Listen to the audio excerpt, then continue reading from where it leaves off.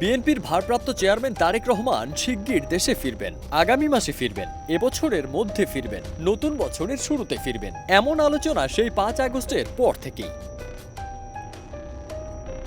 ওয়ালটনের পণ্য কিনে জিতে নিতে পারেন নগদ 20 লক্ষ টাকা। Double million offer, Walton fridge কিনে পেতে পারেন 20 লক্ষ টাকা। রয়েছে কোটি কোটি টাকার নিশ্চিত উপহার।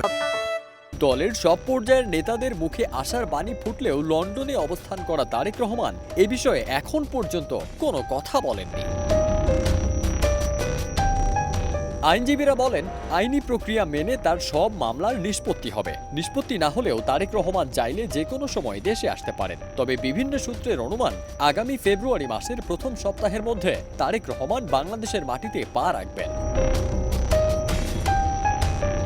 বিএনপির ভারপ্রাপ্ত চেয়ারম্যান তারেক রহমান বিভিন্ন কর্মসূচিতে ভার্চুয়ালি সরাসরি বক্তব্য দেওয়ার সময়ও দেশে ফেরা নিয়ে কোনো কথা বলেননি। অথচ দলটির সমর্থকদের গুঞ্জন উঠেছে, বিদেশে বিএনপি চেয়ারপারসন খালেদা জিয়ার চিকিৎসা শেষে আগামী ফেব্রুয়ারি মাসের প্রথম সপ্তাহের মধ্যে একসঙ্গে মা ছেলে দেশে ফিরবেন।